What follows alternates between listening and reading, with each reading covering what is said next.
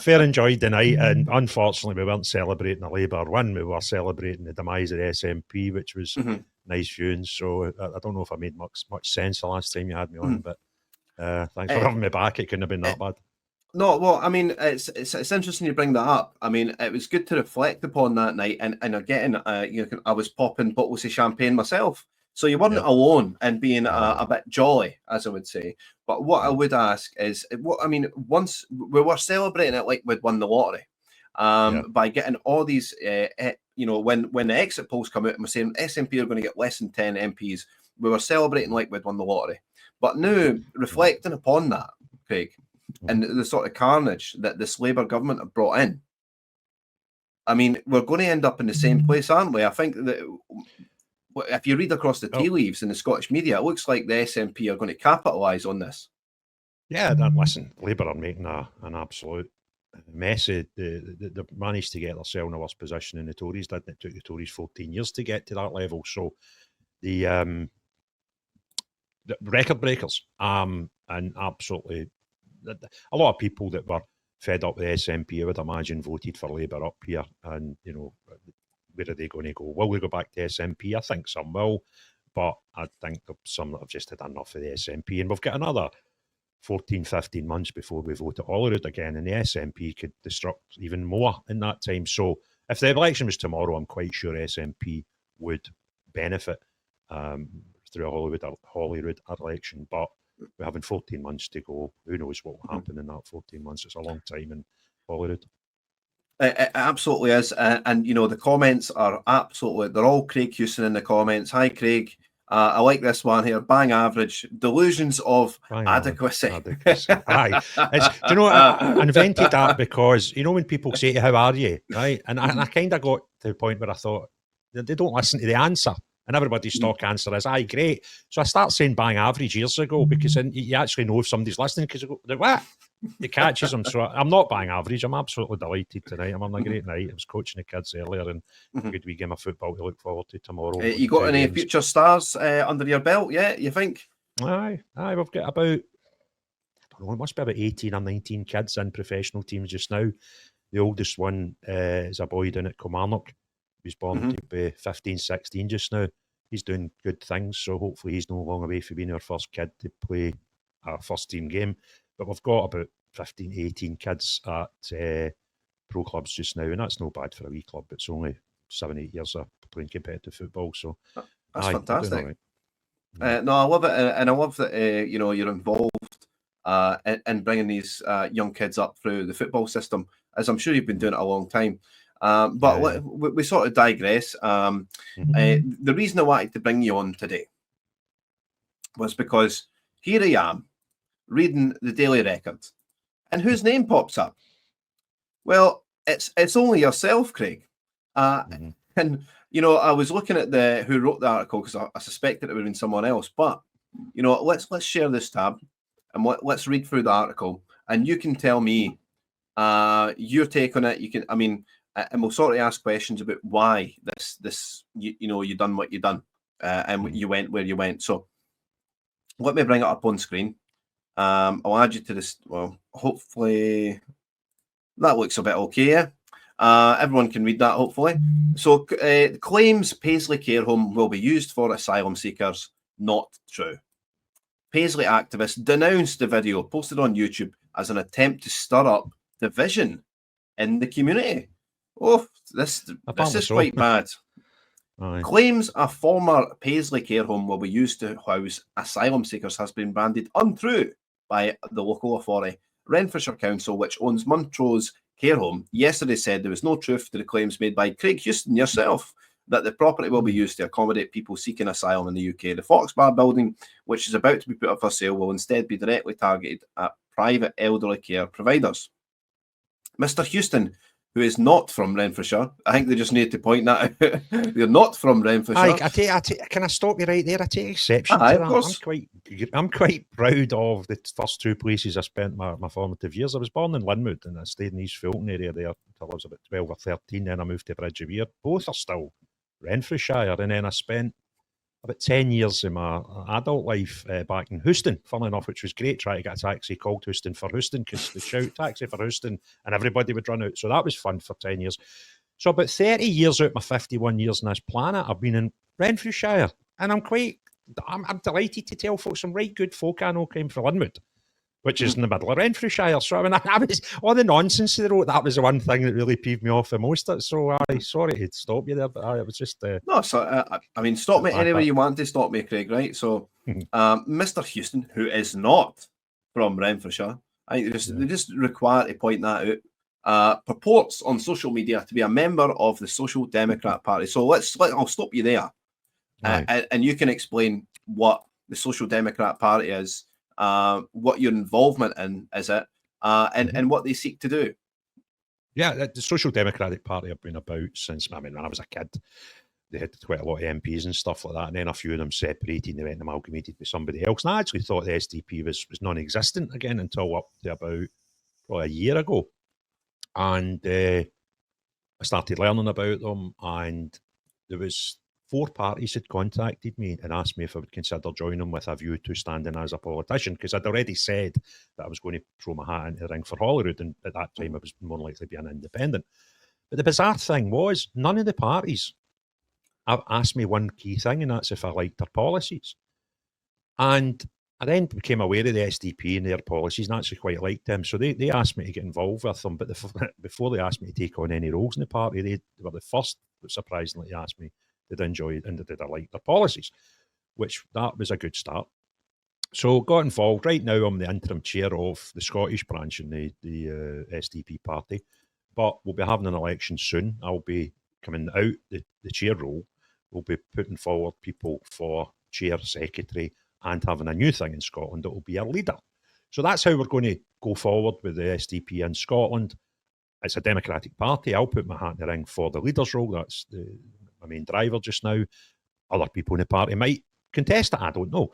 And if they do, great. If they don't, great. And hopefully within the next small, 6 to 10 weeks away from there, then I will be the first leader of the SDP in Scotland. Then we rank the pressure up and we get some good people involved, and we try and get more than 0 people into Holyrood in 2026. That's the plan. Well, it certainly seems like a plan, and I don't see it being unfeasible. I think it's very feasible, Craig, especially with your social media following. I think it's you could bring a lot of publicity to this party. That's, I mean, a lot of people, they'll be saying, who are the SDP? Yeah. But this is what you can bring to the party, I think. Okay. Here's the easy way to what is SDP, right? See, if you look at Reform and the good things that Reform do, they've copied and pasted them off SDP. And I'll get a lot of the policies, right? Because they had, they get caught in the hop a wee bit when nobody really thought the election was coming in July. Everybody thought October, November. So they just copied and pasted a few policies, and some of them were SDPs. But the biggest thing that they've done, SDP's slogan is family, community, nation. And they turned it into family, community, country. So changed one word and even took the tagline.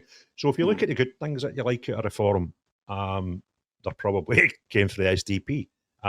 Without the money and the hype and the way the party's set up. And being a democratic party, there's no kidding on about that. It's not as if we put a constitution on the table that's not really democratic, but we just tell folk it's democratic when it isn't. We are a democratic party, so if the majority think Craig's a dafty and he's shouldn't be the leader, if that's, we get to that position, then I won't be. And, we want to change policies. We do it democratically. There's a few that we're doing some pencil sharpening on just now that are decent enough, but just need tidied up a wee bit. And because it's a democratic party, you've got the benefit of doing that. And then once we sort of reform the way the Scottish branch will operate, we will then be able to have direct influence onto policies that aren't there, that are devolved powers. So anything that's in devolved power in Holyrood, the Scottish branch will be able to, as long as it's not, has to complement the SDP, or there's no point in being part of the party. That'd be ridiculous. But things that are maybe not policy because they're more local to Scotland, then we can decide on the policy. So it's a great opportunity. And I think a lot of people, when they join a party, they need to take it or leave it and say, well, I like what they're doing or I don't. And if they don't like it, they lump it because they can't change anything. But the people in Scotland have got a good opportunity now that if they want to join a party, that they can help fine-tune. Yeah, we're not going to change things like we are a unionist party, like we are, anti-Brexit party. There's a lot of things there that just won't change because they're, main party policies. But things that are unique to Scotland, we will have the power to write our own passage. So yeah, it's a great opportunity for me. There's a lot of people ready, ready to support me, and they'll come forward as things progress. And the more the merrier. And I can't wait to turn the volume up between now and May 2026. Well, I think Kev Buchan puts it the best. No brainer. Big Hugh State is the only leader for the SDP, and I think that's the way I'm feeling, because I think they need a big personality, a big person to front it, and I think that person is you, because I don't think you can't just come from you can't be some unknown quantity going into this. You need to be someone with a following before you take you take this to the next level. Yeah, I think though we need to always just grasp that, although we might have good audiences in social media and stuff, that it's not every person that's on social media. And yes, I've had videos that have been seen by 250,000 people, and you think, oh God, that's a big bulk of Scotland, but they're not Scottish, watching the videos, and they don't all reach 250,000. So, we might be a big fish in a wee pool, but the people that will make the decisions and the people that will put people in power for the Holyrood elections, the vast majority of them are not in social media, are not involved. We all get, and me, it's only over the last year became a sort of political animal. Vast majority of people out there couldn't give a flying toss about politics until a fortnight before an election. And then they suddenly go, I need to vote, who am I going to vote for? Just getting to them, and how do we get to them? And that's a cute thing, when you've not got Elon Musk money behind you, or, big wealthy businesses behind you. It's got to get back to grassroots. It's got to be getting about the country. It's got to be giving people responsibilities and tasks in their own area, and giving them, something to work for their own area and the different regions of Scotland, and try to get, good old fashioned. Nothing wrong with wearing down a bit of shoe leather. Absolutely not. And I'm not trying to catch you off guard here, but if you've got any questions you want to pose to Craig, please do put them in the comments. But Eric Blair, I'm not trying to catch you off guard here. I'm just putting up comments that, that people are asking you questions. So does the SDP want to deport illegal migrants, immigrants? Well, one of the big, and it's actually in this newspaper article, if we ever get back to finishing it, right? Yeah, no, I know. They quote one of the policies, and they're obviously, they've got a sort of slightly left of centre view on it. The article that was written, you can see that if you read it. And they were like, oh, and this guy's associated to the SDP, and they want to have a generation of no or very low immigration. So the SDP's policy on immigration is it would be limited as a minimum, as a maximum, to 50,000 a year, with at least, a maximum of 30,000 normal immigrants and a maximum of 20,000 asylum seekers. So that gives you, if you do genuinely have an issue where we need doctors or we need whatever, then you can do that. You might want to allow people to come in to study. There's these things. So say zero immigration is probably nowhere anybody wants to be, because then what happens if you have a genuine shortage of something? And as far as asylum seekers is concerned, I'll tell you a story in a minute about one, but I think it's silly to have none. But the big problem in society is not asylum seekers, it's illegal asylum seekers who aren't they coming for any asylum issues at all. They just fancy coming to the UK because we've got a nice shopping basket for them to pick what they want out of it. It's the people, I'll tell you a story. There's a young kid on YouTube, Baraka, young black kid, stays in Manchester. His folks originally are from, names just went out, will come back to me, southern side of Africa. They had to leave their home 3 years before he was born, and they ended up in Rwanda in a camp. They were in that camp. They were genuine asylum seekers. They had to pick up their stuff one day and run. And he told me a story about his mother. They realised they'd left something in the house and she had to run back, and the father didn't think he'd ever see her again. So that was their situation. And it took them 17 years. This kid's first 14 years of his life were in a camp which was 2 miles wide, and he never went past the gates. So people like that do deserve a home somewhere. So to say no asylum, but what's happened to me, and this is frustrating, and it frustrated me when I was talking to this young kid, if there was no fake asylum and no illegal asylum seekers, that kid would not have spent the first 14 years of his life in a 2-mile radius, in a camp, in a tent, basically, right? So that's where we are.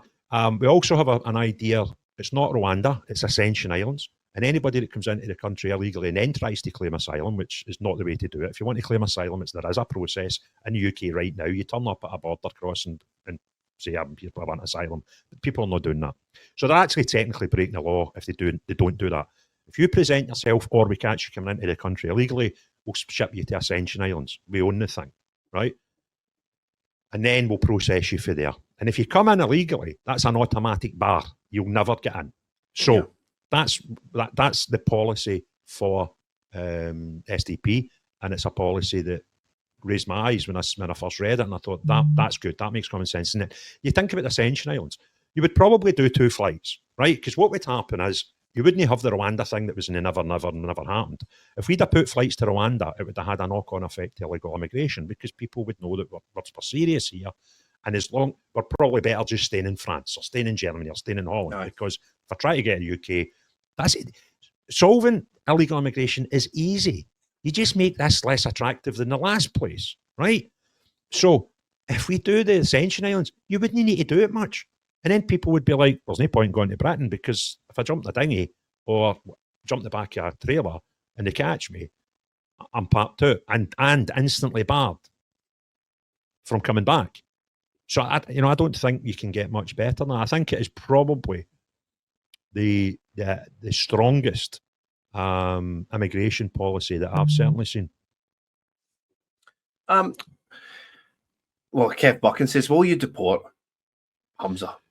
No. And the reason being, right, Hamza stays in Broughty Ferry, but Hamza's originally for a mile behind where I am right now. So if we're going to deport him anywhere, it could only be a mile behind me. So no, just leave him in Broughty Ferry. I know. Sorry, the people in Broughty Ferry. Let's continue the article because it's important to go through exactly what you've done here. And I want to touch on why this happened in the first place. So Mr. Houston, who's not from Renfrewshire, purports on social media to be a member of the SDP, a movement that seeks to promote a generation-long mass immigration pause. And, I think that's a very, very sensible thing. One where, this country needs to get its bearing on immigration. And I would probably go a bit further than that, but I wouldn't have a maximum. I would just have a moratorium. I would have like a complete stop on immigration, but that's just me, right? Mr. Houston, between you're at 0, we're at 50%, but the reality is at 1.2 million just now. So we're kind of really in terms. It's a huge, close, of course. We're far closer than reality, so we'll not fall out of that. Mr. Houston circulated the falsehood as part of his feature 10-minute moans. And we're all, anybody that watching the news is probably a fan of the 10-minute moans, as I am, on his Craig Talks to YouTube channel. In his exclusive report, Mr. Houston said he'd been contacted by locals with concerns, but failed to outline or identify what they were. Look, can I just pause you right there? This is my favourite bit of the article, right? Because that bit there says, I failed to, see that last line that you read? I failed to, what was it, the word he did? Failed to outline or identify what they were. But right, clearly, so you're saying I never did, and then you go and read the next 4 paragraphs, because the next 4 paragraphs, it's my words, and they tell you me outlining the concerns. It's it's actually really contradictory. I buckled laughing when I was reading this, but it was really good, really great journalism. Tell you I don't do something and then prove that I've done it. There you go. So here's what you're saying. He said they fear they may be the next place in what you can see as a very residential area to be inundated with potentially 100 asylum seekers, single men of fighting age. So that's the concern. The reason they are being concerned is the building is approximately a 50-room building that once upon a time was being used to look after our old and infirm, but now that could house two a room and potentially 100 asylum seekers if this is true. They're concerned about 2 things: the proximity to residential areas, and as you can see, it's diagonally across the road from a primary school.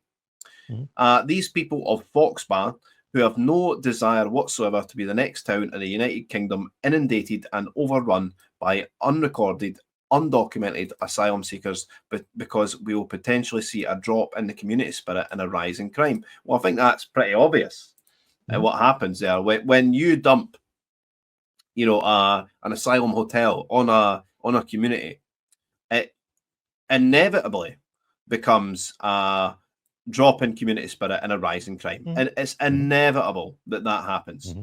Mr. Houston, who also vows to find the truth.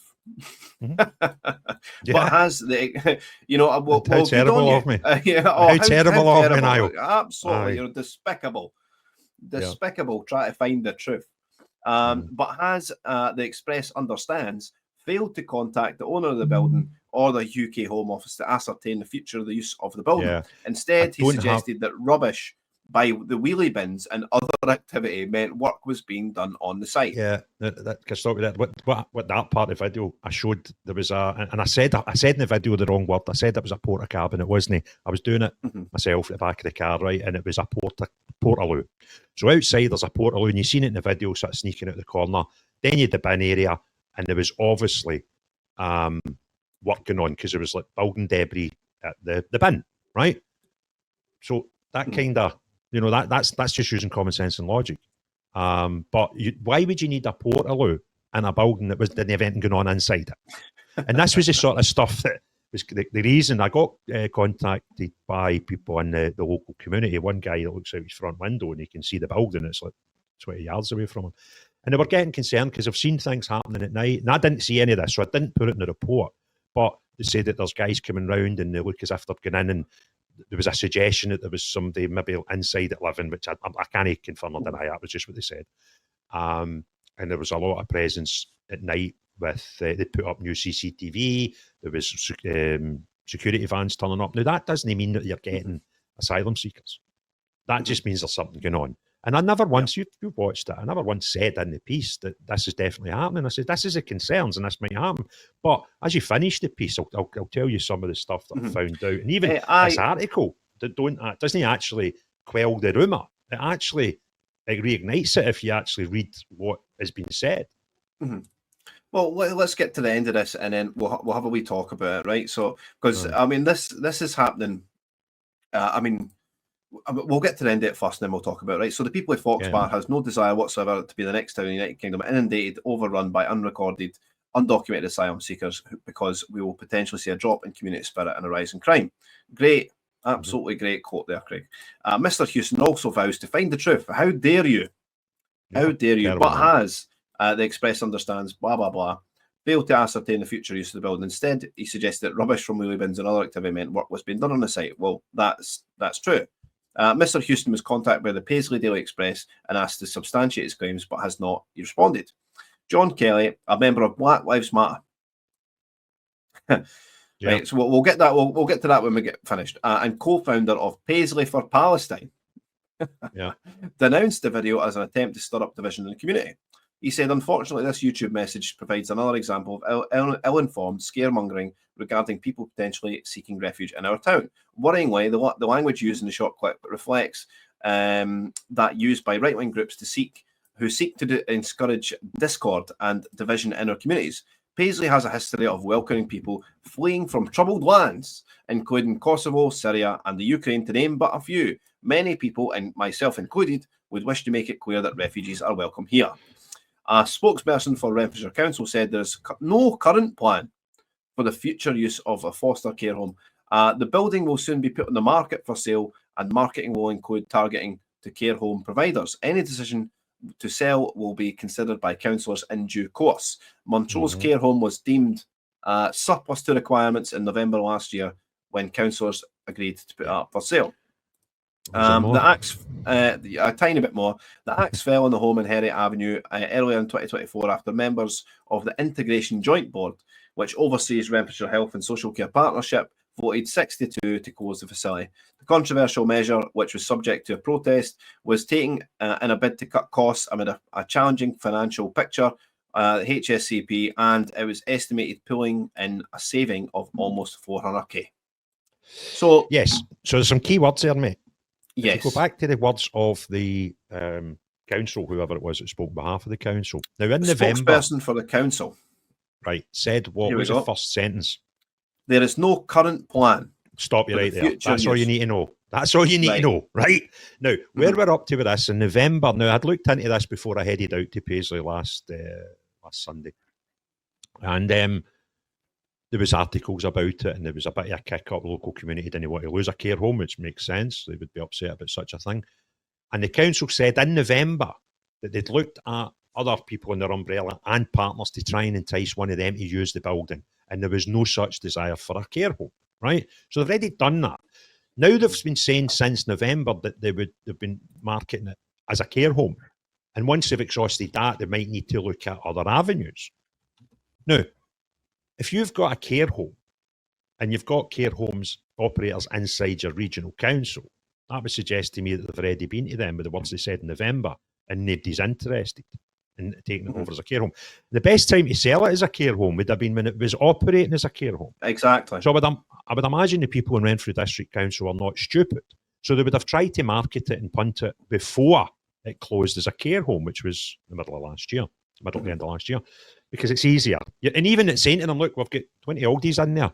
You'll get paid for them, right? It would make sense if anybody wanted to buy it as a care home, they would have done it when it was still a care home. That's just common sense. So if I was a betting man, I would suggest that in another few months, if anybody talks to the Renfrewshire Council, they'll tell you that, we did try to market as a care home and we couldn't find a suitable buyer and we're now looking at other options. That's what will happen. I'm predicting. I don't know factually.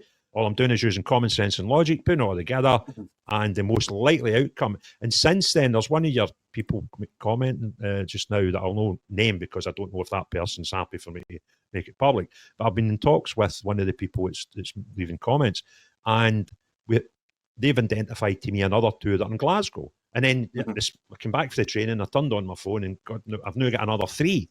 So, and this was what I was thinking would happen with this video. Yep. Other people come on board and go, by the way, there's one here and there's one there and there's one here, the next thing. And, I'm not a stupid person. You've watched the video. I've never once said this is definitely going to be. Yeah, exactly. Asylum seekers. Now, it might not be a care home. They could use it for, I don't know, a youth detention centre. I don't know. It's a cracking facility, by the way. I had a wee wander around it.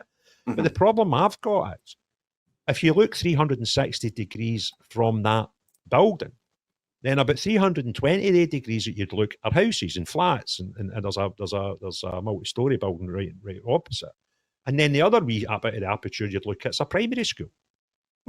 So it's no a building. Asylum seekers need to go somewhere. We've already got them in the country, right? So unfortunately, somebody's getting them, right? But you've got to kind of go, well, that's not really an ideal place for them, right?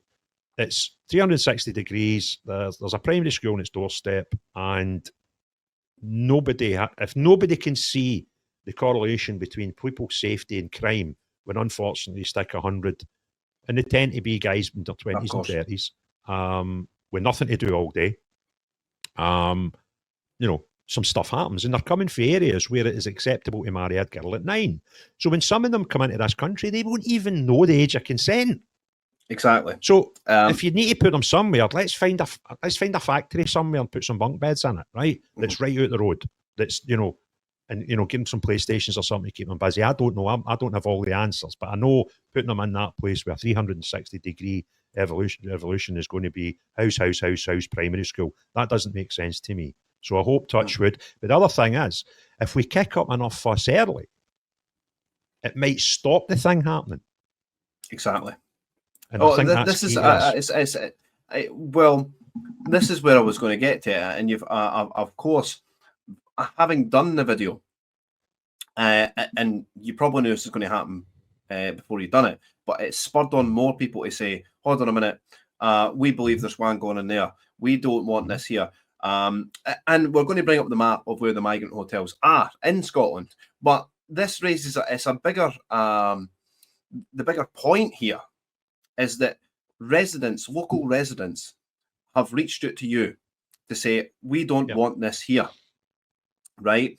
And this is I think is the bigger point, is that nobody wants this in their community.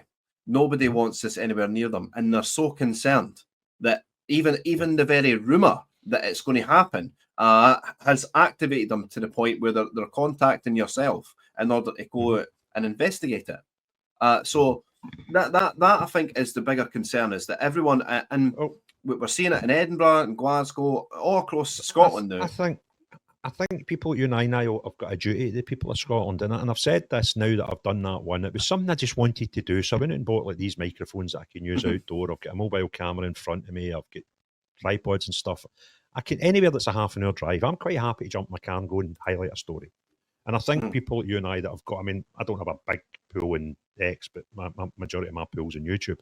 We kind of have a responsibility to our community to say, do you know what, we've got this platform, let it be your platform. If you've got a story, do you want me? I'll go out, I'll jump in my car Monday morning, I'll be in East Kilbride and Hamilton and, you know, Stirling, Ayrshire, and tell your story to me. Just you need a platform. You know, if it makes sense and it's not, you get somebody wanting to talk about, you know, the fight with their neighbour and painting a fence and all that nonsense, and then no, right? But stuff that affects the majority of us, I'll give you a microphone and a camera. Just crack on. Well, I mean, they bring up.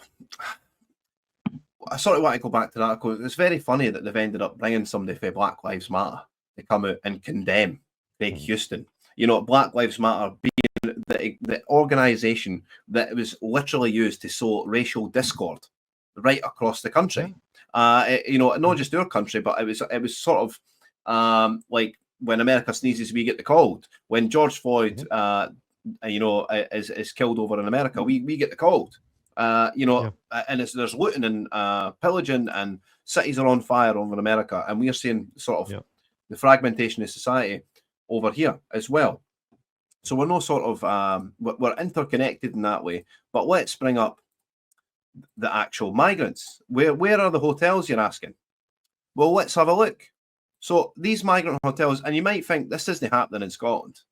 You might think this, you know, this is such a pie in the sky, such a far-fetched notion that there could be possibly a migrant hotel being put in a care home, but it isn't. And this is, it lays credence to what you're doing in your work, is that, you know, there could be one put anywhere. And we'll be looking at, and we'll zoom in on the one at East Kilbride, where the woman says, so here we are in Scotland. These are the map where the migrant hotels are. One in Lanark. And for the life of me, Craig, I can't think of a worse place to put one than Lanark. No, that's no disrespect to the nice people of Lanark. It's a small community. Exactly. You know, it's just. Well, this is the thing. It's going to destroy Lanark. Yeah. As it destroys everywhere they're put. I mean, we had this story at the rally we had in George Square. You know, in middle of last year. I brought up the story. There was a migrant hotel in Glasgow city centre, and what happened? The Wi-Fi goes down. The guy gets outraged, and he goes out on a stabbing spree. Yeah, you know, and these things happen. These things do happen. We're in the vicinity of migrant hotels. So we've got one in Lanark, and there's the one in East Kilbride that was pointed out. And East Kilbride, you know, it might look like a big town, big sprawling town, but it's actually quite a small place. The land of roundabouts, as I can remember. It's just all roundabouts. But there you go. I'll bring it one up. Vonnie Mac, there's one in East Kilbride town centre. Absolutely there is. So let's zoom out again. And here's the ones in Glasgow, and they seem to be multiplying. So we've got 4 basically in the city centre, one just near Ibrox, two right in bang in the city centre. And you know, I've had people contacting me about these hotels as well, because it's not just the impact on crime, it's the impact on tourism as well. And for a place like, just say it's Lanark, let's zoom out for a while. I mean, how many hotels are there in Lanark? Right, there can't be that much hotels in Lanark. So what you're doing is you're actually you're taking up the tourist beds in Lanark. Yeah. Hey, can I just jump in? Of course you can. Anytime you want. I think it was 3 years ago. I was flying out from Manchester, and the two years back to back, we flew out of Manchester. So the first year was maybe 4 years ago, just after COVID, and we booked into this hotel on you know the footprint of the airport. It was brilliant. Left our car, went on holiday, superb. So a year later, we went to do the same. And the prices had shot up, and we got there, and it was chaos, right? Like, what's happening? It's like we're at 100% capacity. I was talking to the wee driver, you know, shuttling us around to the terminal. And I was like, why? And he's like, 2 of the airport hotels are now for asylum seekers only. So now you've got everybody that's a tourist trying to cram into 80% of the right. I was like, airport hotels. Now, airport hotels make fortunes. So how much are they paying these people to practically shut 2 airport hotels at Manchester Airport? That just blew me away. It would blow anyone away. I mean, it's but the thing is, we are creating billionaires here in the UK, and I think the first billionaire that was created was 6-7 months ago, when the first billionaire hotelier that's purely doing migrant hotels. And you think, the allure of money is just too much from these people. You know, Alex Kearney, the guy that got done, he was under, it's done what I would call a citizen arrest. And I found out through talking to Alex that there's actually no such thing in Scotland as citizen arrest, hence why he ended up getting sentenced on Thursday to some community service, thankfully, because he got done with abduction because he held a paedophile while the police came to arrest the guy and get charged with abduction. Anyway, I was talking to him about it, and it's something that we're going to look at between us. We've now created an industry for asylum because we've got lawyers. We've got counsellors, and I mean people, tell people to get better. No counsellors that sit in council offices. We've got interpreters. We've got businesses now that their sole purpose in life is to furnish flats as these people come into the housing. So there's all this industry now that we've created behind asylum. That there is a big chunk of people that are making coin off it. And the last thing anybody wants to do is their income to drop. So that's another tough thing. So see if our expectation is. Now, here's 2 things. You can see what's coming out in America just now, and we're only scratching the surface here. The amount of fraud, laundering money, cheating, there'll be people getting brown envelopes all over the place. If we think for a minute the UK and Scotland are and somehow immune to that, then I've got news for you. Think again, right? So to get the government to just one day say, let's stop immigration. And it was Basil on Twitter. I remember being in a space with him one day and he said something that it's ingrained in my head now. The last 20 years of UK governments, every single one of them's got into power under a manifesto saying that they would lower immigration. Exactly. And every one of them's put it up. So they don't want to do it. And the reason they don't want to do it's quite simple. This industry, right?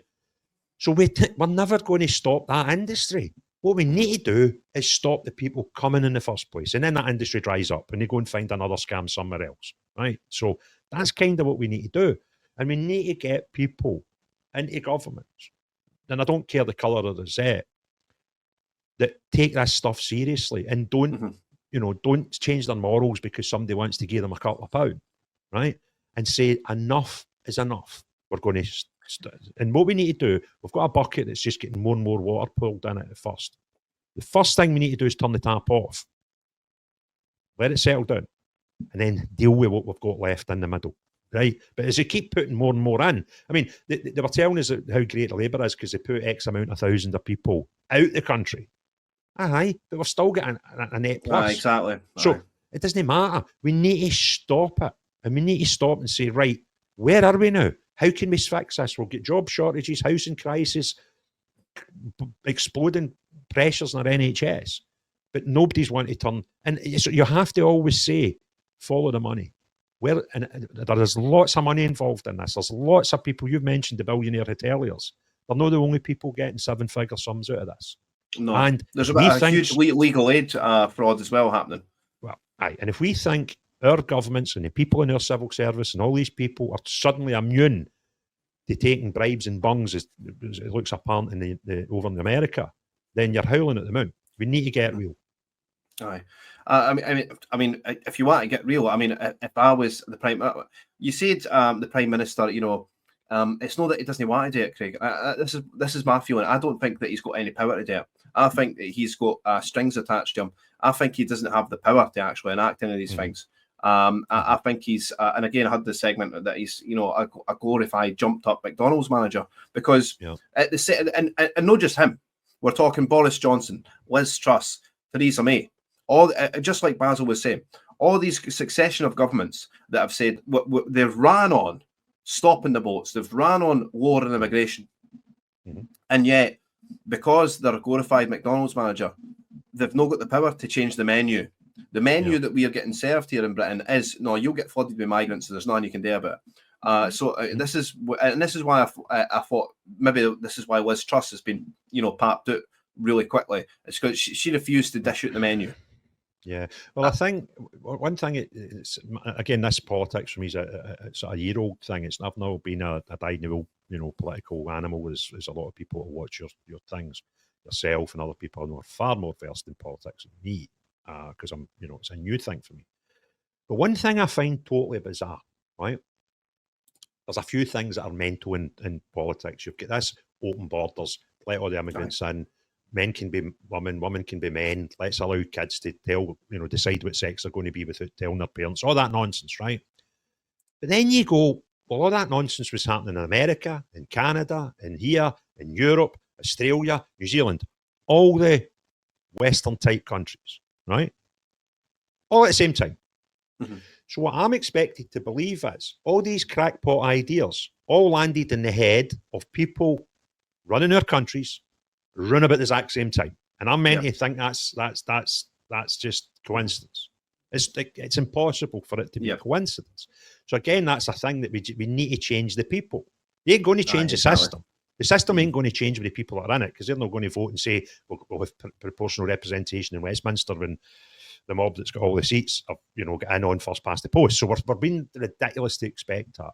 So all we can do is the next time we get a chance of putting people into any of the parliaments or the the Assembly in Northern Ireland or the Senate in Wales, is let's try and get decent people in that are not daft, right? And are not career politicians and are never had a job. They've done that route, university, into work for a party, into an NGO, into a charity, into a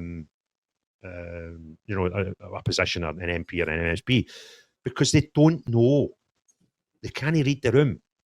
And how do I prove that? Dead simple. The SNP thought it'd be a really good idea to push a thing through called gender recognition, right? Now, and they just didn't read the room, right? So that's how bonkers these people are. But as normal people who are out in the streets and dealing with people in the real world, we can feel the room temperature far quicker and easier. And we know what stupid is, and we know what right is and wrong is. And that's what I'm going to try in my catchphrase. Some people say to me, "Does your politics SDP the left or right?" I don't know. I generally don't know the difference between right and left, but I tell you what I do know. I know the difference between right and wrong. And that's the important thing. That's where we need to be. Trump's getting that, right? If history had been slightly different, he'd have been a Democrat, right? Yeah. Well, I think actually he tried to run as a Democrat the first time round in 2016, but they didn't allow it. So it doesn't really matter the rosette anymore. It matters the person that's representing that. And, if we can get Holyrood, we are reckon 50 to 60 normal people in it. We've got a good chance. I see this thing about this question about Trump's policies and SDP. I'll tell you a couple of funny things. I was addicted to spaces through the summer right up to the autumn there.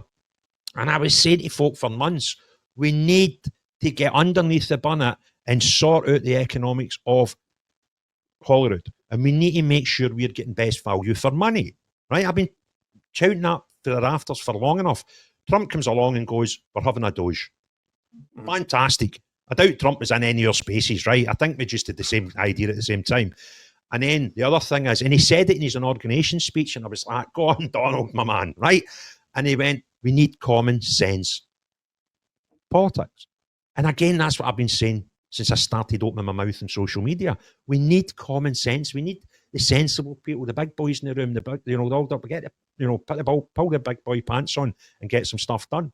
So that's kind of where, so the SDP policies, if Donald Trump came to the United Kingdom, read everybody's policies and had to join a party, it would be ours.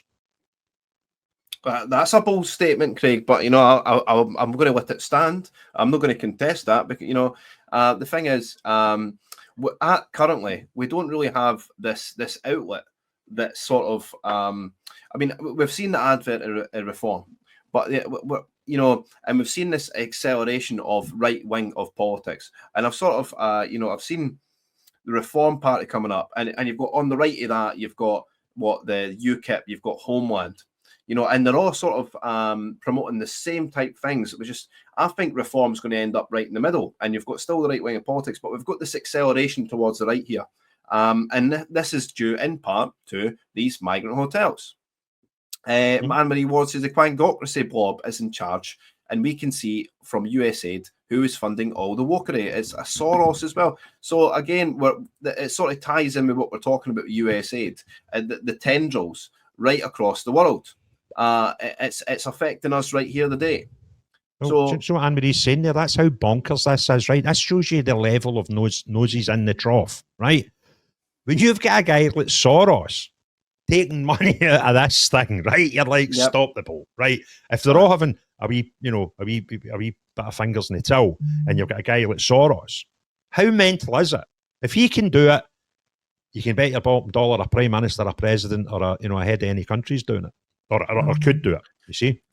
Well, see, if we had a real leader like Trump here in the UK, what would happen on day one was all the boats would stop. You'd have the Navy in the Channel just pushing back all the boats.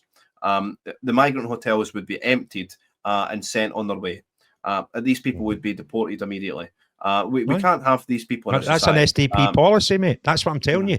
Right? I might sound daft, right? I might sound crazy, but Donald Trump's politics are probably closer to the SDP than anybody else, because our policy is dead simple. If you come here illegally, you're parked. You don't get a second chance, and you don't get back in. You tell me one other party that they've got that strong line with immigration. Well, it doesn't exist. There is parties that are going even further than that. Believe me. But they might not get a single person in. Well, that's the thing, right? Aye. So we're treading a balance here, and this balance is that, I mean, how far right are people going to go? But how far right are people? Will it take for people to be put off? And how far right are people like conceivably going to vote for? Is what we're saying. Can I ask you a question? This is my head, right? How can you be further right than we'll pop you straight out? What is further right than that? Shoot them before they get here. Do you know what I mean? Like, so how can you be further right than that? Remigration is the word of the day. Yeah. So I mean, we're just remigrating people back to Pakistan, or first generation, second generation immigrants. That's where we're going, and that's where I think we'll end up if things continue to be go the way they're going. But that's as far right as you're going to get here in the UK. Of course, we just need to stop the boats getting here, but then we need to force France's hand. That's the thing. The France shouldn't be allowing these people to leave their shores either. But of course, they don't want the problem with. How do you deal with EHR? The ECHR, the European Court of Human Rights. We've got to cancel that bit. We've got to ignore that. We've got to come out of that. There's so much knock on from that one bit of legislation that's holding us back as a country. And I can't for the love of me think we're so far away from Brexit. See, when we get the choice of Brexit, my understanding of Brexit was every single European law like this stuff popped day one, we're not doing it anymore, right? And see, when we had this nonsense about us trying to get a soft Brexit or a hard Brexit or a nonsense Brexit or a party streamer Brexit, I'm like, can we just have Brexit, please? I'll take Brexit. I know Brexit light. I just want Brexit. Beat it. We're going to go our own way. Thanks very much. And all that nonsense we signed up to for 1970, whatever, we're not doing it anymore. But we didn't. The majority of people in the United Kingdom voted for Brexit. There wasn't any terms on it. See, when we went into the polling booth, it didn't ask you if you wanted soft, hard, or medium boiled. Right? It was just Brexit. Then what we've done is, so tens of millions of people voted for that. We then gave the job of dealing with that to a building with 650 people in it, who, the majority of them, didn't want Brexit. So the people said, can we have it, please? Exactly. You gave us a choice. And the people we gave and entrusted to get the job done, unfortunately, the majority of them didn't want it. And we wonder how it was a mess. I mean, see the people in Northern Ireland. They must be the hardest done by, honestly, and out the whole thing. Just give us a Brexit we asked for and do your job. But they didn't. And they buggered about and they argued. And then you get crackpots like the SNP saying this is terrible, we've no trade with Europe. There was a vote taken at Westminster on having a trade deal with Europe. It was one of the conditions we were discussing. And it went to a vote. And the vote only lost by 7, 9, something like that, a small number. But the 20-odd MPs we had representing the SNP at the time, they never voted. They abstained. So they abstained for a vote. It would have gave us potentially a trade deal with Europe. And now they fast forward and go, this is rubbish because we've not got a trade deal with Europe. If you wanted a trade deal with Europe, you should have voted. They would have then had a position where our government was duty bound to go and get one. So Brexit's a mess, we need to get back in. No, Brexit's a mess because of the people we entrusted to carry out our wishes as the British voters. Which is probably the purpose of what they've done. They've scuppered they've purposely made a mess of it in order so we can maybe rejoin at a later date because all these people are Europhiles. I mean, Eric Levin said, how would they with the EHR? I think the word that you used there, ignore. Absolutely. Let's just ignore the European Court of Human Rights. Exactly. Just we've left Europe. I mean, yes, we're sort of under this jurisdiction, but why? Just ignore them. Just ignore that law. And then deal with the consequences, because for the sole priority of our Prime Minister would be the safety of its citizens. Number one. 100%. Keep saying it. Number one, first priority for all Prime Ministers, all presidents would be the safeguarding of their citizens. We've seen it in El Salvador. We've seen it in America with Trump, with these mass deportations. But El Salvador's ended up bringing down the murder rate to one of the highest in the Western Hemisphere, right down to what's conceivably going to be less than 1 per 100,000. And they've built mega prisons, and we've got these prisons that they actually look like prisons, Craig. We've got, and we're going to get to the papers earlier on, but we've got this headline today. Super prison is a luxury resort for rapists and murderers. What's his name? The Tory guy brought it up in First Minister's Questions. I thought he was describing a resort. He was describing the plans for a prison, right? Like, stop it. 4 walls, couple of bunk beds, and a kitchen, right? There's a bit for birds and all that, and owls and bats. You're like, a serenity garden. The whole thing's bananas. But this is how we treat our criminals here in Scotland. We give them PlayStations. We make sure. A few weeks ago, we're doing the story in HMP Greenock. We've got this man who murdered someone else in a women's prison. So this man murders a guy called John Weir. He's put in prison, claims to them to be a female, gets put in the female prison estate, shacks up with another person, and then we end up with this court battle that's been run through our courts where, because the people in the prison, other inmates are saying, it's the tranny and the beast. They're getting called names in the prison, Craig. They're getting told to sing Shania Twain's "Man, I Feel Like a Woman" at the prison karaoke, by the way, which I don't think there should be prison karaoke, but they've got it. They're getting told to sing Shania Twain, "A Man, I Feel Like a Woman," and this very fact is being run out in our courts. When, in essence, what we're doing here is a murderer is going to prison. They're pretending to be female, and because their feelings have been hurt, now it's getting played out in our court. Now, I done a video. Can't remember, maybe 4 or 5 days ago. It get wrong. They termed it as being unsuitable, right, for advertisers. So YouTube make money out of advertising. So if you've got a video that they're not going to put in front of advertisers, nobody's going to watch it. I'm not going to ask you to watch my video that they can't make money on, right? So it gets choked, and it was about the complaints that have been upheld. 21 complaints in Scotland for prisoners in the year, and one of them was from a man who's in the women's estate, and he complained because he couldn't get size 10 ladies' shoes out of the book that he ordered your shoes, right? There was another one, he was complaining that between Monday and Friday he got milk in his porridge, but at the weekend it had to be water. And you're going, seriously? I mean, I'm not quite a normal guy, right? I'm no destitute, I'm no dying, I don't have any big issues, but everybody, you've got things going on in your life, right? I wish my biggest concern was Saturday and Sunday I had water in my porridge, right? I genuinely, I would take that any day. And this is the way society is. And most of this reverts back to ECHR, right? You can't do that. How no? Article 10, human rights says, right? Oh, does it? And we've got this whole industry now that are, of lawyers that are making good coin out of representing people under articles from the ACHR. We've got an asylum system that's choked with it, and we just need to Jim's getting sent back to Larkhall. I love the comments, but I keep getting distracted. I mean, I know. I have to put that one up Steady because it on, made me brilliant. laugh as well, honestly. Aye. Hilarious. So, do you know what I mean? There's that much that you just go, it's just nonsense, isn't it? So this ACHR, which we should just abandon the day we voted for breakfast, so right, we're not having any more of that.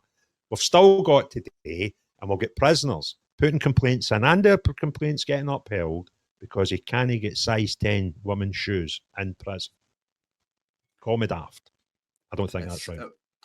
Well, I mean, let's get back to the issue at hand, which is the migrant hotels. This is why you're on here in the first place, because people of the public, concerned members of the public, they've asked for your help, Craig. I mean, and wacky a bit, they've said, please shine a light on this. Please tell me it's not true, because nobody wants a migrant hotel where they are.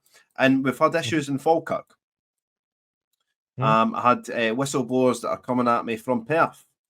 Yeah, they're saying, "Oh, there's big issues happening in Perth with these migrant hotels." There was previously in Perth. I'm led to believe that 25%, at least 25% of the available beds, and we're talking tourist beds in Perth, are taken by migrants. So that's got a directly 25%. I'm in Perth most weeks at least once, and some weeks 3 times, right? And I talk to people that are from Perth, and they talk. They go, "Craig, I've seen your video," and blah blah blah. And I'll need to take my camera up one time and do a video. Normally I'm up there; it's kind of dark because it's at night time. But you're thinking Perth. Perth should be that place that you go when you're finished in Stirling Castle and you've still got a couple of hours of your day out to go. And it's in Perth, right? It's a beautiful place. It really is. A lovely place, nice people, and they're getting the same as everybody else. Again, and going back to the show I had earlier in the week, I mean, we've got two. I mean, Perth, as you well know, Perth is a very small place. And if you're out for a wee drink or whatever, there's hardly anywhere. I mean, there's a fair amount of pubs or whatever, but there's only a good couple of them. But then you look at Aberdeen, Craig. Obviously, we've got one migrant place in Dundee, and just going back to Perth, I'm led to believe that Perth City Council have got a sanctuary council status now, which is just bananas. But that's where Swinney lives, isn't it? That's his gaff, isn't it? Swinney's on the sort of the Tayside. He's right near here. I don't know exactly where he is, but it could be in Scone. Could be in Scone. Beautiful place. Dundee, of course, have got a migrant hotel. But we had the show on, I think it was Monday night, where I'm saying Aberdeen is Scotland's future shithole. You know why? Because actually it was prompted by this. I'll take this down just for a second, but it was prompted by your post on X. Warning: students at University of Aberdeen receive reports of girls being followed and chased home by men from Aberdeen Beach. This seems to be happening during the evenings and quieter times. Please avoid going to the beach alone, especially at night. Make sure someone is aware of your location, ETA, and reach out. And then you look at where these hotels are, and where is it? Slap bang on Aberdeen beachfront. These are no coincidences. These are happening. Is that no Pittodrie? That's Pittodrie. There's been a few rockets of it there in my day, I tell you. I've been chased. See that wee bit where that map is, right? Just digress a wee bit. In my youth, when I used to go to more away games than normal, there's a graveyard there. And every time, but I'd reckon between being 15 and about 25, every time I went to Aberdeen, I had some mad Aberdonian football casual chase. And I wasn't a football casual, by the way. I was just trying to get back to my supporters bus. Chased me through that graveyard. So, anyway, so I know the area. I worked up there in the motor trade for a year back 2002. What a lovely city it was, right? And you had some great nights out down Union Street. Really good place. And to hear the stories in 20 years, how that's changed. We've killed its industry, because the Greens done a pact with SNP and they needed them to get in power a while back. So, we've just decided that oil. And listen, I must be stupid because I kind of remember between 2012 and 2014 being told by the SNP and the Nationalists, the separatists, that we were It was our liquid gold. We were going to build a future. We're going to be Norway, all that sort of stories. And now I go, well, you'll not be wanting independence now because we've not got oil. Oh no, we never said that. Like what? They actually believe they never sold the story on oil, right? And to be fair, we didn't get that much yet because we've pawned it all, just the same as the wind turbines, right? We've managed to pawn all that to foreign, not only foreign companies, Spain and Norway's foreign power, national power companies. We've sold them the leases for our wind turbine, right? We sold the undersea ground. What was it? The leases for the seabed. Yeah, that's right. So I think it was 800 million quid, right, for about 80% of the stuff. And do you know when we auctioned it? This is how bonkers it is. When we auctioned it, we had a maximum price you could pay per square metre. It's just it's insanity. So, so we don't actually hold on to our resources, which is bonkers. But then they got in power with the Greens, and the Greens went, well, that's a bad thing. All right, that's a bad thing now. And now we see Grangemouth go, and I need to laugh because I've seen all day today I've been challenging SNP MPs and SNP MSPs who have been telling us how bad Labour are because they done bugger all for Grangemouth, and I kind of agree with that. But I asked them the question, what's the SNP done for Grangemouth? Exactly. The Grangemouth, I've done a bit of digging on this. I've done a video on it the other night, and I believe the future of Grangemouth could be saved if they just would open their hydrocracker. Their hydrocracker's a bit of kit that turns it into really super grade stuff. And there's a big market just now and a growing market for aviation fuel that's a bit greener than not, because they're getting the same as the motor trade. They're getting hammered to be green and cuddly, right? So that market's it's big now and it's getting bigger, right? Now that hydrocracker can make that fuel. But the people, there was an accident in it years ago, right? And it was dangerous then, but technology changes. And now there's people on the planet I've spoke to, but unfortunately will not go on camera. So you can just take it to the bank because Big Craig's tell you, right? That hydrocracker is not unsafe. It could be turned on. They're convinced of it, and they know what they're talking about. I don't. I'm just relaying the story. But they feel it is that the owners don't want to turn it on because that would make their losses smaller. They wouldn't get grants for buggering off, and they wouldn't be able to just take their business elsewhere. But if that is the truth, then surely, as a nation, whether it's the Scottish Government or Westminster, can say, hold on a minute, there's this market and it's growing, and we're taking the stuff out to sea just off the shore of the thing. We put it in there, we stick it through this thing that is to be safe and to be very safe, and make a really good product, which is, I don't know, there's a name for it, you need to forgive me, but it's basically cracking, I think. It's basically, good quality, high grade, but low emissions and higher fuel economy fuel for aeroplanes. Well, what a great thing to sell. And they keep talking this nonsense about a green transition. Well, we're not going to tell the aeroplanes to run on electric and buy Teslas and fly. Right, that ain't happening. So there's a thing that could make a big difference. If your thing's green, it's making aeroplanes a bit better, right? So it's a great thing. And nobody's talking about it. The only people I've seen talking about this hydrocracker and could it make a difference to that plant and keep jobs in Grangemouth is me and a couple of bloggers. Nobody in the mainstream, nobody in Parliament. Now, if I can find out that thing for being a guy that's got 57,000 followers on a YouTube channel, how can our government not find that out? I just think they don't want to find out. This is the thing. They don't want to. Aberdeen, like you're saying, like the reason Aberdeen's falling, the reason that house prices across Scotland are going up, but in Aberdeen they're somehow falling. And you're like, why is that? Even with inflation, they're falling. It's because we've decimated the oil and gas, and we basically said it's a hard stop. And this is Grangemouth is a symptom of that as well. Eric Blair's here asking, what's the STB policy on net zero? I just thought, I'd pose some questions to you as I'm sort of. Yeah, no problem. That the policy in net zero is basically common sense approach where, look, if we've got a planet, it's kind of makes sense. Environmental things to us would be like looking after wildlife. That's a good one, right? Looking after the countryside. These are environmental things. But net zero, we've got to be more sort of pragmatic in how we deal with that. And we can't just go, let's go for that and destroy industry. The SDP really understand the economics of a country, and that without industry, you have nothing. And one of the biggest drivers of industry is your energy. you don't have cheap energy, you can't have cheap industry, because everything you make is going to be dearer than it should be. Exactly. So every turn of the wheel is burning fuel. Yeah, so we understand, and I kind of don't think we're going to destroy the planet, right? I just don't understand how a thing that's 3.5 billion years old can be destroyed with us since the start of the Industrial Revolution, because that's like a pinprick in the length of the history of the Earth. And the Earth's had really, really hot periods and really, really cold periods. And if we think we can affect that and we can somehow tweak and buck human Mother Nature, then I'd be shocked and surprised if that was to be true. Okay, again, we've created an industry, just like we did with the trans, just like we did with immigration, and just like we have with green stuff. We've created industries now that make coin out of it, and it ends up being driven in directions that it shouldn't. So is it important that we look after our planet? Of course it is. But that doesn't end with the ozone and CO2s.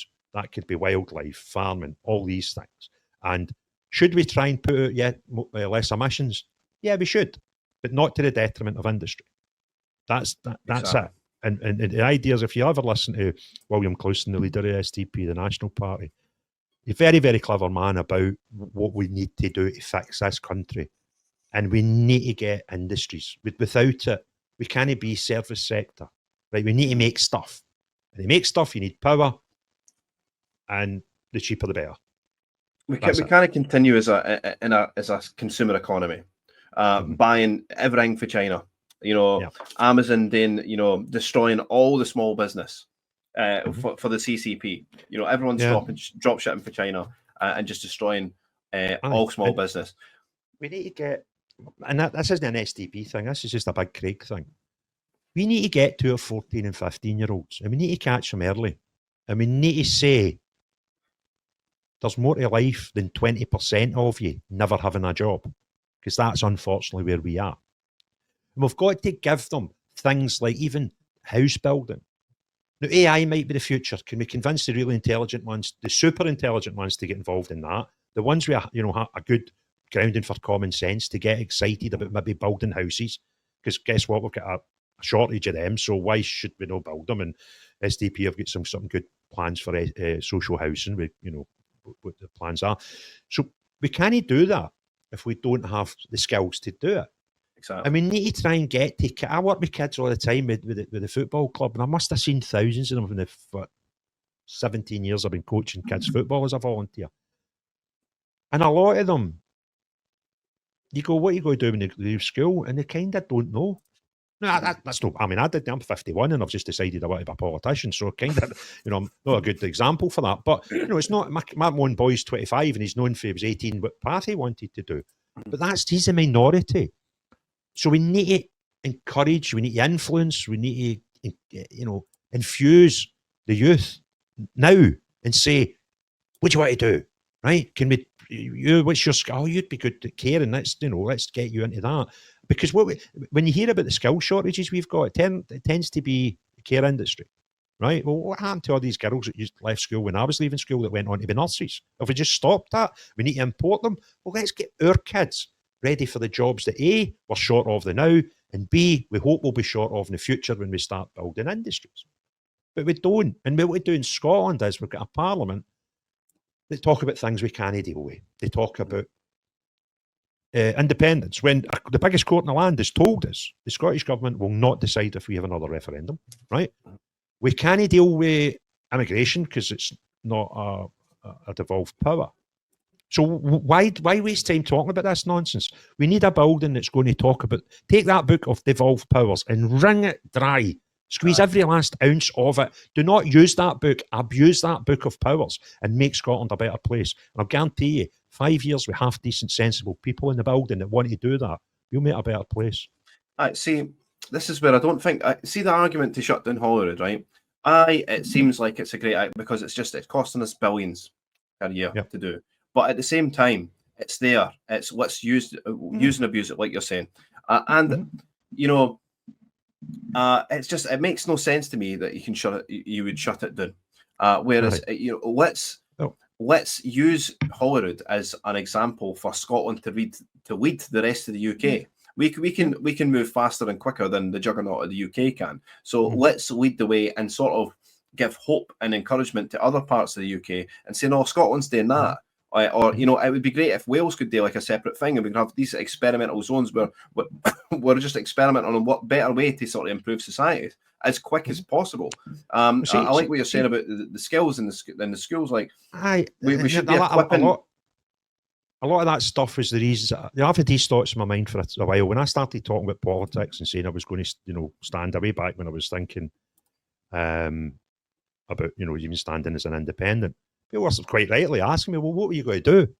Right. So I had to come up with some things of what you would do. So this, and because of my history of working with kids, I think sometimes we underestimate their intelligence, and there is some wee shites out there. Let's no kid ourselves, but there's some really good kids out there, and I like to think that we're a nation that's got more good than bad across the spectrum, right?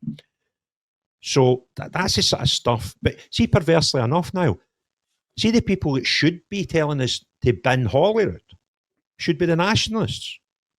But let me tell you, explain why. Because they keep telling us that we can't do anything in Holyrood because we've got some imaginary powers that we need. If we're independent, we would suddenly get all these powers and we could make the place great. And Westminster control everything. So, well, what's the point in Holyrood then? So if you were actually a separatist, you should be saying, you know what, we should shut this place. Because we can't. And see, when you ask a separatist, you say, well, what powers would you have tomorrow if you were independent that you would suddenly be able to make Scotland magical that you don't have today? And they kind of say things like drugs. And you go, well, we do control drugs. No, we don't. Well, we just opened a drug consumption room and circumvented the law of taking grade A drugs in Scotland. And that was the Scottish government had done that. So that's kind of a bollocks answer. We've sort of, you know, and I'll try another example. Energy. Okay, so we have no control over our energy. Well, how come Nicola Sturgeon was able to pawn our offshore wind turbine leases, leasing the seabeds, if we have no control over our energy? So they can't actually give you genuinely good reasons what powers we would suddenly have tomorrow for independent. So then I flip that on its head and I say, well, we've kind of got loads, right? And I don't think we're utilising them. And I don't think we've utilised them for 18 years. So let's go and start utilising them and abusing them and seeing what we've got. What can we do? Can we do this? Can we do that? Do you know that Scottish Government can actually borrow money? I'm not suggesting they should do it, but people use that argument and say, we can't even get some debt. Well, you can actually. There is mechanisms in there to allow the Scottish people to borrow money through our government. So again, it's just all bluster. And I think, see if we had 5 years where we didn't talk about independence, Gaza, Israel, Timbuktu, or moon landings. Just stuff. And there's a thing that I say it all the time. God grant me the serenity to accept the things I cannot change, the courage to change the things I can, and the knowledge to know the difference, right? It's a prayer that two pals of mine that changed their life with that prayer told me about. Mm-hmm. I didn't go AA or anything. That's great. And again, even if you're not religious, I don't care. Mm-hmm. If you think about that for a minute, that makes sense. Let's deal with the stuff we can deal with, right? And see the stuff that we can't deal with. Don't spend 5 years talking about it. Don't talk about independence, Gaza, Israel, moon landings, Elon Musk, Donald Trump, because that building can't actually influence any of that. So can we get in there and maybe talk about our infrastructure, our energy, that sort of stuff? You know, it's very true what you're saying, and it's really disheartening. You know, you turn on Question Time, and it's just say it's in Glasgow, and they've got a question about Trump, and they've got a question about Elon Musk, and it's such a waste of time. It's such a waste of time. The Scottish people didn't want to hear that. They say, you know, how are you going to reduce the waiting times in hospitals? How are you going to pull us out of this economic pit that we're in? And again, it's very true what you're saying about Holyrood, where not only have they not used the powers that they've got, but they've actually used it as a fulcrum in order to whack Westminster over the head with time and time again, and sort of trick the Scottish people into thinking that we've not got the powers, you know, to do what we want to do. And it's just over and over and over again we get this narrative that it's the big bad Westminster. We're mitigating their cruel policies when we've got cruel policies up here of our own that's, you know, enacted by them. Mm-hmm. So I hear the wee man upstairs. I hear a wee greet. Right. So I mean, I know the joys of having a. How long do you normally have your shows now? How long does your show normally last? I do normally go 2 hours, to be honest. Right, but okay. you know, once you're away, I've probably got another half an hour beyond that. So you know, it's a bumper special today. But Glenn did say at the start. Stop! Whoa! You kicked me off your show. Within the next 10 minutes, yes, you will be gone. That's. I thought I was welcome here, Niall. I was feeling really welcome at home with you, and I'm getting papped out. I could listen to you forever, Craig. Honestly, I could. You be careful. And the listeners, we've got a lot of viewers on the day, and you know, a disproportionate amount on YouTube as well, which I think you've brought in the mob tonight, which is good. So well, I hope they stay. I hope they hang about, and I hope they support you going forward now, because you're certainly worth it. Thanks. And there was a question that was posed to me that I may as well answer while you're here as well. I mean, is there anything to convince me to get in the fight?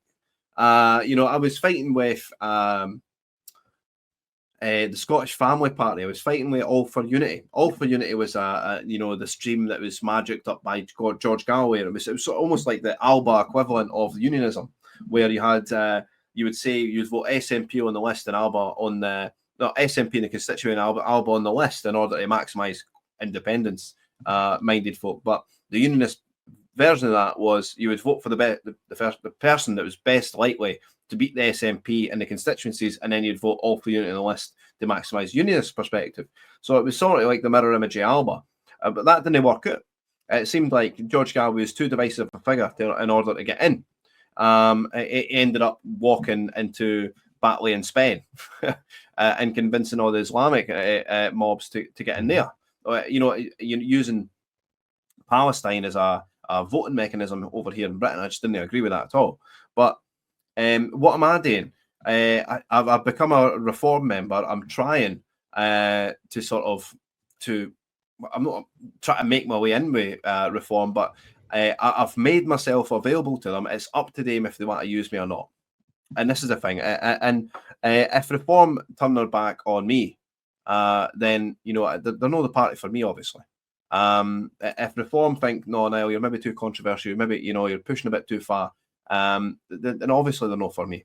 But you know, I hope that they can see past. Well, it's not that they need to see past what I've done in the past. Everything that I've done in the past has been fantastic. I stood up to Hamza. You know, I stood up against the gender ideology, and I stood up against this massive immigration stuff, as you have as well, Craig. So if they can't see past that, then they're not worth the salt. You know what I mean? But well, see, to be fair, I was quite disappointed you went for SDP Light in the first place. That a new nickname. But to be fair, I think to Kevin's question, Kevin's a good pal of mine, right? He's a cracking lad, and but I think it's a wee bit disingenuous because you've been in the fight longer than me. You know, you're already in the fight. You know, to ask you to join the fight, you've been in the fight for years. Aye. So I'll have a word with Kevin the next time I see him. Give me the elbow and the ribs for me. But no, I understand his question. But I think the reality of it is you've been fighting the battle longer than most. Well, it's been a long time in the trenches, Craig, and I'm feeling a bit weary for it, to be honest. But that's what you know. You've got to look forward to this, I think. And once SDP, I do think SDP will become a serious proposition. With you at the helm, you know, I do believe that, and it will give people, somebody to vote for. You know, a lot of people think, well, maybe there's a lot of people that are a bit wary about reform. Of course, they are. It's just, I think, the sort of prevailing sentiment that is the new is that, you know, nobody's going to win the constituencies. Nobody can really stand up to Labour, Tories. I mean, the Tories maybe not so much, but Labour and the SNP up here. Especially in the constituencies, it's maybe not going to happen, but we've got this proportional representation on the list where you can that could bear fruit quite heavily for the SDP if you run like a fantastic campaign. I'm sure you can get some people in there. So, you know, I do have hope in the future for you and the SDP because I know that they've got the interest of the people at heart, and that's what it's about. You know, it's not maybe not necessarily about party politics, but about, you know, persons and people like yourself. You know, it doesn't really matter what sort of banner that you run under, Craig, if you know what I mean. It's more to the fact that it's you, and we know who you are, and we know what you stand for. more than anything. And I hope that people would see that about me as well. But for you, certainly.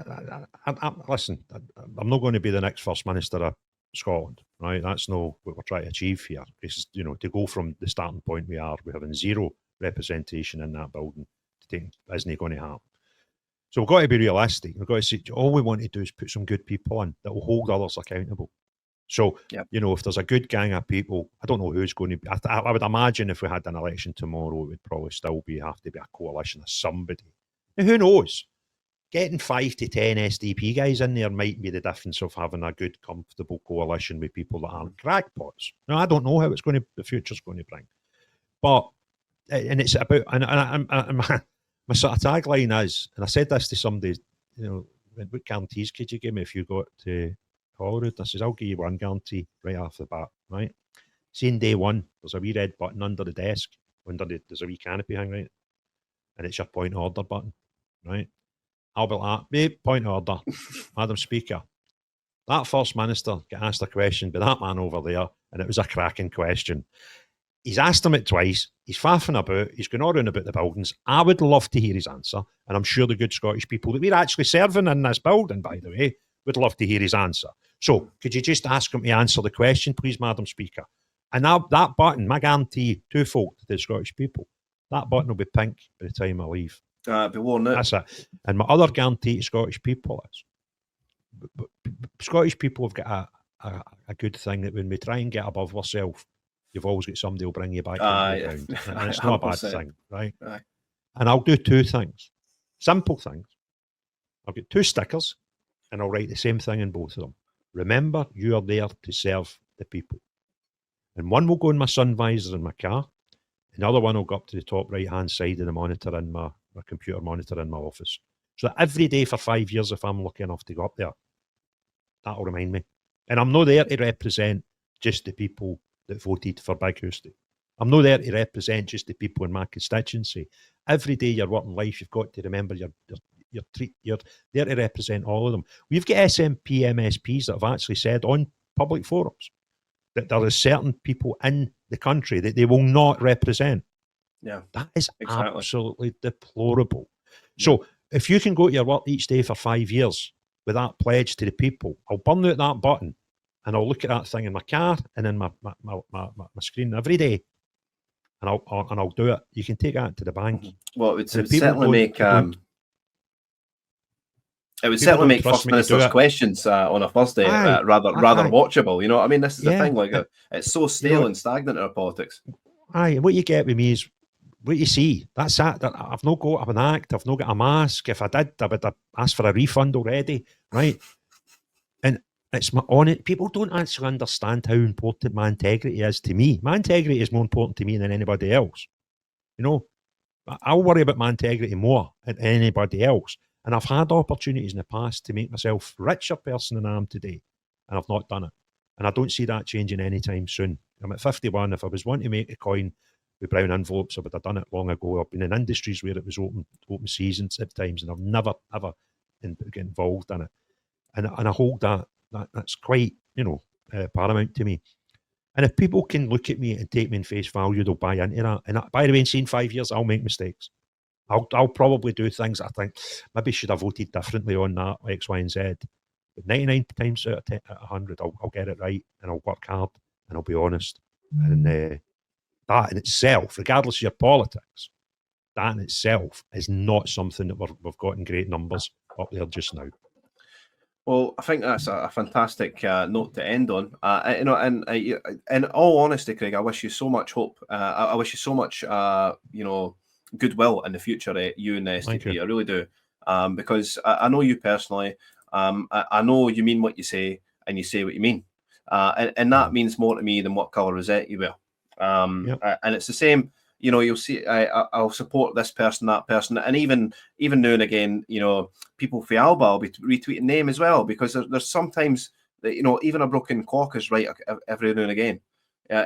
Especially when it comes to the Grangemouth thing, when people, our national infrastructure is at stake here, and people have got a lot of things, a lot of massive points to make of it. But do you know the things it does man not in? See, when you watch First Minister's questions, it's like a bun fight at the zoo. I know. You go, you are actually meant to be the decision makers for our part of the UK. And it's just a bun fight. And it, if somebody said that the sky's blue, the default setting for somebody else is to say no, it's no. And you're not going to get stuff done like that. We need to really just get the big boy pants on and the adults in the room. And when somebody does something wrong, have ability to start ripping into them, right? That's got to be there. But it's like, seriously, mate, going to just discuss. You're meant to, it's called the debating chamber, if I might be wrong, right? But there isn't much debating done. There's a lot of nonsense and heckling. And it's, again, probably Westminster's actually worse. They start all their nonsense and the booze and all that, right? But we kind of need to get adults in the room. And I guarantee you, 5 years, right? We stop talking about the nonsense that we can't deal with. It cannot fail to make Scotland a better place. And there's nothing stopping us doing it, bar the crackpots are already there. So let's get them hunted and let's get some sensible people in. And we'll do a head count. We'll leave our rosettes at the door on day one at school, right? We'll do a head count and I'll say, listen, this is what I create for you all want to do the same? We'll just come in here and do our best for Scotland for 5 years. Will we get, you might find we get a majority, right? Of normal people want to do things, no career politicians, no somebody like, ginger-headed boy out the Greens, that crackpot. None against the gingers, by the way. It's just the green badge he puts on that does my nothing, right? What's his name again? He's about Gross 12. Gross Rear. Gross Rear. Gross Rear. Right. That guy, he would struggle to organise a stag do, right? And a half-decent stag do at that. But he gets more say in our country with 1,500 votes than you and I. And that's bonkers. To be fair, you're saying you struggle to organise a stag do. I'm struggling to organise a stag do at the moment. It's very funny that, honestly. Do you know what I think you should? Right, here's an idea for your stag do. I'm sitting looking at you, right, and I'm thinking, who does he look like? Because you need to save that beard, young man, right? Mm-hmm. The hair's getting a bit mental, and the beard, right? And you'll not even know what I'm talking about. But have a Flash Gordon themed stag do, right? And you go as Brian Blessed, the part he played in it, right? Google it. You'll not have a clue what I'm talking about, and you'll probably phone me tomorrow and swear at me for saying it. Well, I'll bring you along, and you can be Ming the Merciless.